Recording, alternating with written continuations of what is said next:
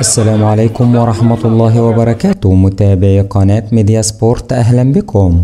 مولاي الحسن يفاجئ العالم ويستقبل أشرف حكيمي ويقوم بتكريمه بسبب تعرضه من الاتحاد الأفريقي كاف لعدم فوزه بجائزة أحسن لاعب أفريقي لهذا العام، وتصريح خطير من أشرف حكيمي يصدم به الكاف. شاهد ماذا قال. في البداية عطروا فمكم بذكر الله، ولا تنسوا الصلاة والسلام على سيدنا محمد. ولو أنت محب لأشرف حكيمي ما تنساش لايك للفيديو والاشتراك بالقناة وتفعيل الجرس ليصلك كل فيديوهاتنا.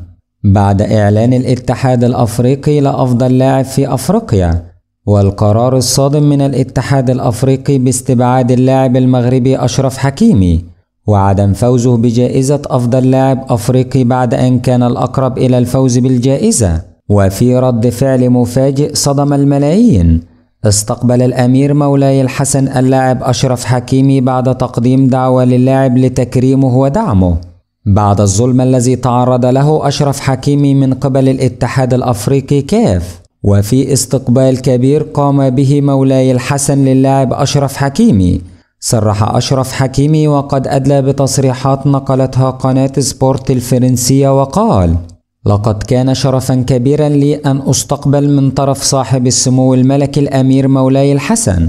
كان اللقاء مليئا بالمشاعر، واستشعرت من كلمات سموه مدى الحب والدعم الذي يكنه لي، ليس فقط بصفتي لاعبا ولكن كممثل للشعب المغربي على الساحة الدولية. عندما تحدثت مع سمو الأمير شعرت بفخر كبير. أكد لي أنه يتابع مسيرتي سواء مع باريس سان جيرمان أو مع المنتخب الوطني، وأنه يثق تماما في قدراتي لتقديم الأفضل دائما.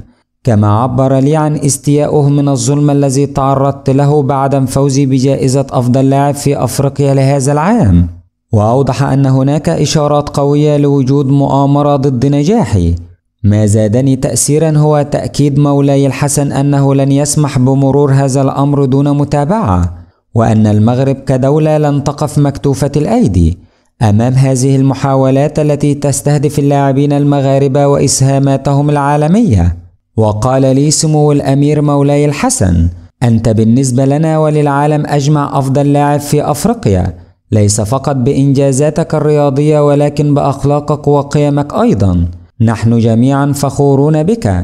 هذا التكريم والدعم من مولاي الحسن ليس فقط تشريفا لي، بل هو مسؤولية أكبر على عاتقي لأواصل الاجتهاد وتحقيق المزيد من النجاحات، سواء مع فريق باريس سان جيرمان أو مع المنتخب المغربي.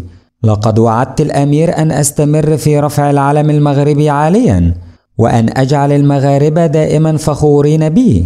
إن كلمات سموه ودعمه اللامحدود أعطاني دفعة جديدة من الحماس والثقة. أنا ممتد جدا لهذا الاستقبال الحار، وأعد الشعب المغربي بأنني سأبذل قصارى جهدي لإثبات أنني أستحق هذه الثقة، وأستحق أن أكون دائما في مقدمة اللاعبين في أفريقيا والعالم، وذلك بدعم جموع الشعب المغربي.